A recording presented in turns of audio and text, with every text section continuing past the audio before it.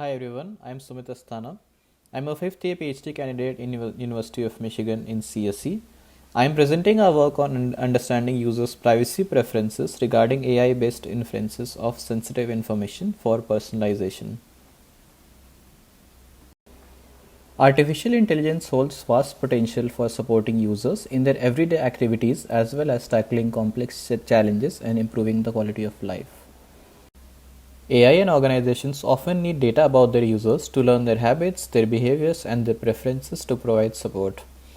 In typical personalized recommender systems around us, this data comes from our apps and devices such as our shopping behaviors or home environments.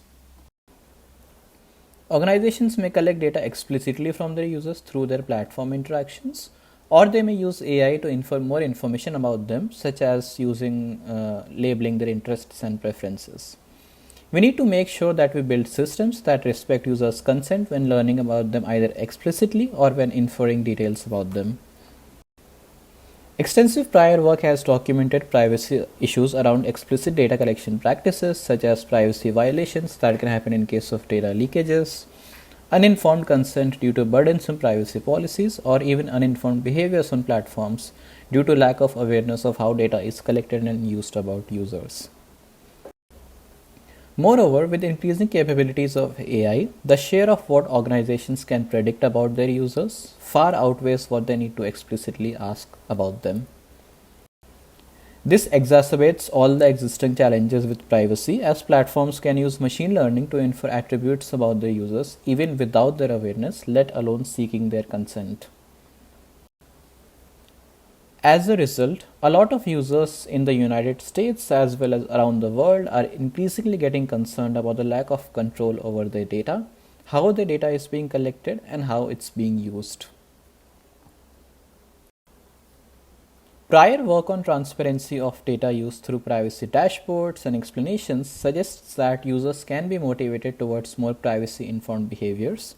However, platforms don't reveal accurate inferences about their users or the user data and the mechanisms for such inferences. This limits studying people's privacy decisions to eliciting their opinions about inferences and how they might have behaved. On the other hand, studying in-context privacy decisions of users for their data after awareness of inferences can inform policies and how to educate users about their inferred data. In our work, we study in situ privacy decisions of users after they provide information to a hypothetical recommender system. More specifically, we study how do users consent to the use of AI inferences about them. How do users consent to the use of explicitly provided data vary after becoming aware of AI inferences of varying sensitivity? And how do users provide consent decisions for the use of same type of personal attributes when they explicitly provide them versus when the AI infers those attributes? We conducted 2 lab studies with a hypothetical public arts recommender system where participants provided information about themselves in a cold start recommendation scenario. Cold start recommendation is when users first sign up on a platform and the platform asks questions to them to personalize their recommendations. This is a useful scenario for our case because it allows us to generate and study consent for inferences about users only on the basis of the answers that they provide. In the first study, we made participants aware of inferences generated from their explicitly provided answers and asked for their consent for the use of such inferences. In the second study, we made participants aware of one inference from their explicitly provided answers and informed them of their answer that led to the inference, and then asked them for their consent for the use of this answer. To understand if consent decisions for the use of data vary when participants explicitly provide it compared to when the system infers it, we also compare participants' consent decisions for the same type of attributes from the 2 studies. We use the US Census dataset to learn a user model that can infer attributes about users given some partial information about them. The census contains information about people's personal attributes, their families, their socioeconomic status, interests, and also some sensitive attributes. Thus, it gives us a wide range of information that typical personalized recommendation systems may use in practice. We categorized the questions from the US Census into 3 categories to reflect the application to a recommender system. Arts category contains attributes that are directly relevant for personalized recommendations. Ads category contains attributes that systems can use for personalizing ads. And protected category contains attributes that are sensitive attributes with a strict legal definition, such as someone's gender and race. We use a Bayesian network to model the information about the users. Bayesian networks are used to model probability of interdependent events happening together. In this case, we model attributes about people as events. Then the network gives us the probability of any one person having a given set of attributes. The model allows us to determine what questions to ask users to maximize knowledge about a set of attributes or all of the attributes. For example, if we are allowed to ask only one question, asking someone's age can predict a lot of other information about them. That's why this model tells us that age would be the best question to ask if there is only one question we are allowed to ask. The model also allows us to estimate the most likely values for unknown attributes about people.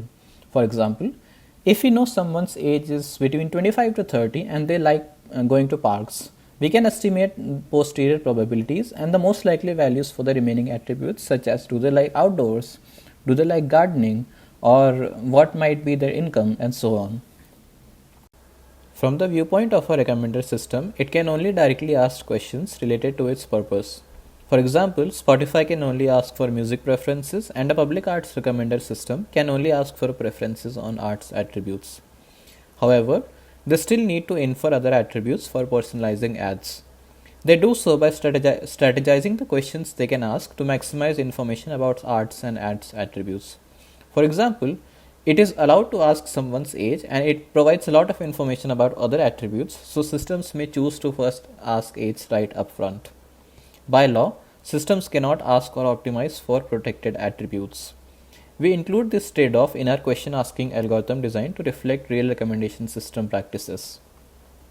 After the users answered questions about themselves in our study, we made them aware of inferences about them and asked for their consent for the use of their inferences or their answers. We asked them to provide consent on a 4-point scale of increasing data use, similar to levels in existing cookie consent interfaces.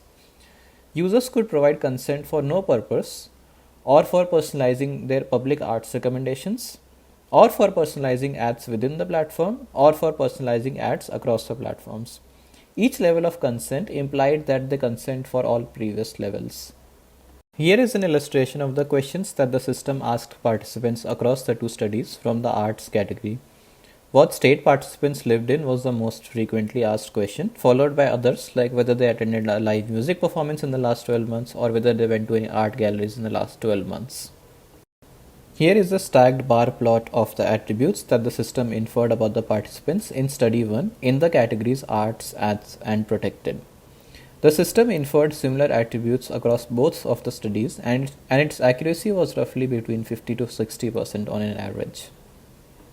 Because our work involves exploring privacy preferences with inferences on sensitive user attributes, we took extra precautions. US Census dataset already anonymizes records in a geographical area. Records can be localized only up to a geographical area containing 100,000 records. We informed our participants about the nature of the study and gave them the choice to leave the study at any point if they felt uncomfortable. We also removed the most sensitive questions from the system which were in the US Census dataset, such as disability status, to minimize the risks. Further, we ensured that all of the participants' data was stored on secure and protected university servers. Let's look at how participants provided consent decisions for the use of the inferred personal attributes of varying sensitivity. This study was a within-subject study where we made each participant aware of 3 inferences about them, one from each category. Inference category and inference correctness were independent variables and consent decisions for the inferred attribute was a dependent variable. We recruited 333 participants from the prolific platform based on our sample size calculations, and we used ANOVA to analyze the data. Both inference category and correctness of inference had a significant effect on participants' consent decisions. More sensitive and incorrect inferences lowered participants' consent decisions. Post-hoc tests suggested a significant difference in consent between incorrect protected and correct arts inferences. We did not find any significant effect for the interaction between the correctness of inference and the inference category. Let's look at how participants provided consent decisions for the use of their explicitly provided answers after becoming aware of inferences of varying sensitivity. This study was a between subject study where we made participants aware of an inference from one of the categories, or they were made aware of no inference. Additionally, we also informed participants of their answers that led to the inference.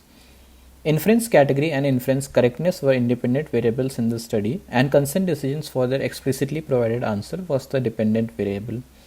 We recruited 544 participants from the Prolific platform based on our sample size calculations, and we used ANOVA again to analyze the data in the study. This table illustrates the effect of the independent variable inference category on participants' consent decisions. Out of the 4 categories of inferences that we made participants aware of, including no inference, the category had a significant effect on their consent decisions. And this difference was significant between the protected and no inference conditions. The next table illustrates the effect of the independent variables inference category and correctness on participants' consent decisions from only the 3 inference conditions. We again find that both the category of the inference that we made participants aware of and its correctness had a significant effect on their consent decisions. The difference between the protected and incorrect inferences and correct arts inferences was found to be significant. Let's now look at participants' consent decisions for the use of the same type of attributes when participants answer it explicitly versus when the AI infers it. Remember that in the first study, participants answered questions from the arts category about themselves, and one of the consent decisions for the participants also was for an attribute from the arts category. In the second study, participants also answered questions about themselves from the arts category, and in one of the conditions they provided their consent to the answer without awareness of any inference also from the arts category that they answered. We compare the participants' consent decisions for the arts attributes from the 2 studies using Welch 2-sample t-test. We again find that the consent decisions for the use of attributes when participants explicitly provide them is higher than when the AI infers them, and this decision was statistically significant. Going over our results, we found that for participants' consent decisions for the use of the inferred attributes, more protected and incorrect inferences made participants choose lower consent decisions compared to other types of inferences. For participants' consent decisions for the use of their explicitly provided answers after awareness of inferences, we found that such an awareness reduced their consent decisions than choosing consent without any awareness. Moreover, awareness of protected and incorrect inferences made participants choose lower consent decisions than for any other type of inference. Finally, participants provided lower consent decisions for the same type of attributes when it was inferred by the AI versus when they explicitly provided it. Let's consider the implications and takeaways about participants' consent decisions for the use of their inferred attributes as well as their explicitly provided answers after they were made aware of inferences about them. Users differing consent for the use of their inferred attributes and explicitly provided answers based on the category and correctness of inferences suggests nuanced user preferences. We could build flexible consent interfaces for AI inferences similar to existing cookie consent interfaces, which users can adjust according to their preferences.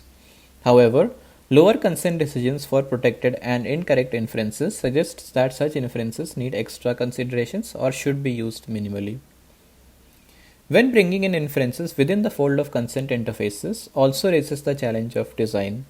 Research shows that even with existing current consent interfaces for explicitly collected data, users end up providing uninformed consent where they do not fully understand the implications of their behaviors in terms of privacy, or privacy policies are already burdensome to understand and include all the information that can be inferred about users. Designing inference-aware consent interfaces may require us to reimagine how we currently collect user consent on platforms. For example, with the use of AI, we can design interfaces that make it easy to understand implications of inferred user data. Thank you so much for your time listening to our work. Please feel free to reach out to me over email for any comments or feedback.